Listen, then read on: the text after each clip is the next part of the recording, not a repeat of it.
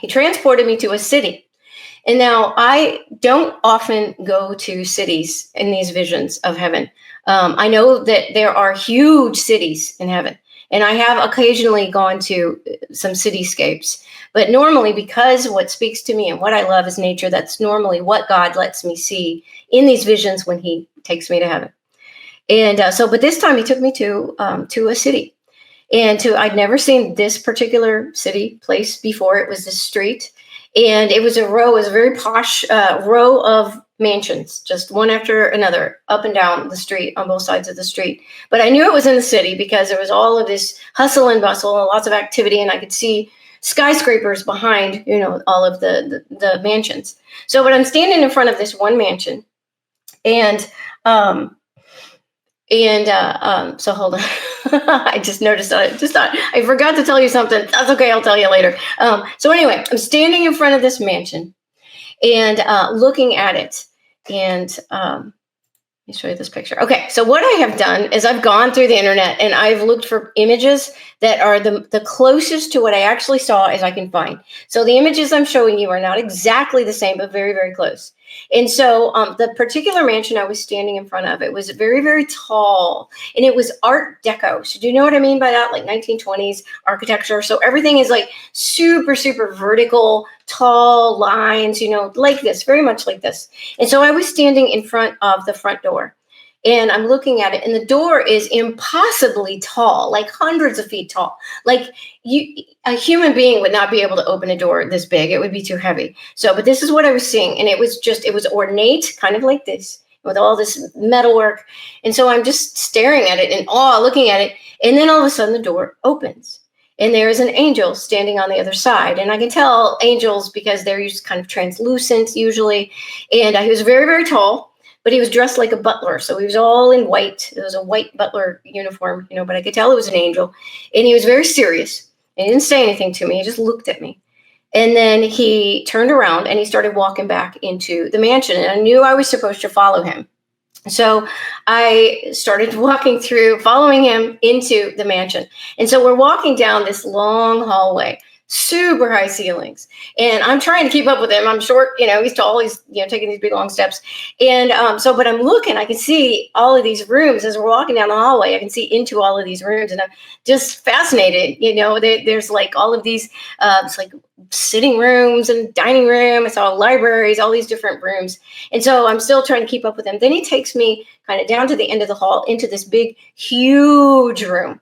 And so it was the colors, everything in there was completely silent. And there were these huge windows, like super tall windows, kind of like that. And there was light streaming in through these windows. But even with all that light, everything was very subdued. It was very calm. It was very quiet. This total peace and quiet. I had this wonderful feeling of peace as I was walking through the house. And then he takes me to this huge room. Looked a little bit like this. This is actually the color scheme of that room. So except it was a huge room, and it had all these little tables and chairs around it, and all the walls were covered with these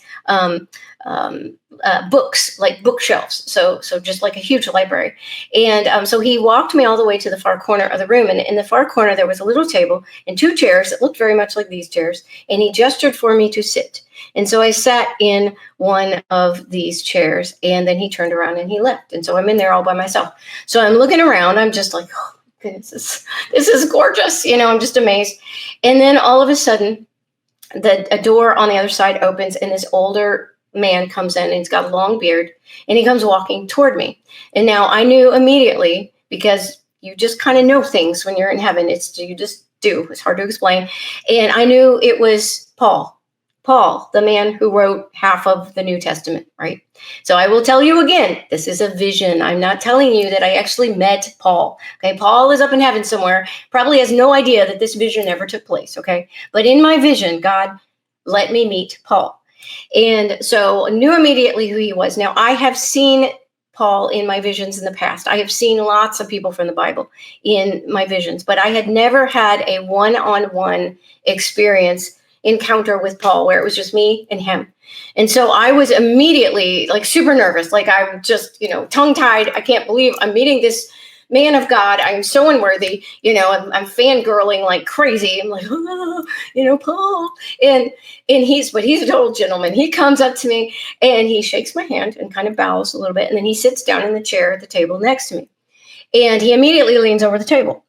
And so I look down for the first time at the table and I notice that there's paper and there are 2 pens sitting on the table. And so he had immediately grabbed a pen and started writing furiously on the paper. And I can see his mouth moving. So he's like talking and he's gesturing. He's obviously talking to me. But for some reason, I could not hear anything that he was saying. And I could see him scribbling on the paper, but I couldn't read it. It was like a different language. Now, this is not unusual for my vision experiences. There are a lot of times God will do something like this where he sends somebody to me and I can tell they're trying to give me a message, but I can't hear it. And then later, whenever God chooses, he will give me another vision or maybe a series of visions of the same thing. And each time he will reveal a little bit more and more and more to me. It's just this way God worked with me that kind of proves to me that I'm not coming up with this in my own imagination. So because he'll show me things that I don't understand and then he'll explain it to me later. So anyway, I knew this is probably what's happening. I would probably have another vision like this in the future where I'll be able to hear something of what he's saying. Maybe God's in control of all this stuff. So anyway, this went on for a long time. I'm sitting there, I'm watching his mouth move. I can't hear you. And he's scribbling away. I mean, he covered like page after page after page. I can't hear, I can't read anything he's saying. But I understood, this is a planning session. I'm sitting in a planning session with Paul.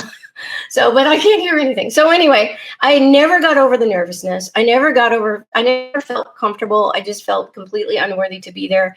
Maybe that was why I couldn't hear. I don't know.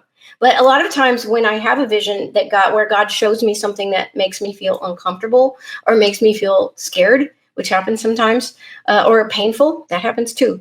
Then what he will do is he will take me then to some place after that. He will take me to a place where I feel peace, where I can rest, where I can just kind of recuperate, to give me kind of a little gift after the uncomfortable thing. So this is exactly what he did.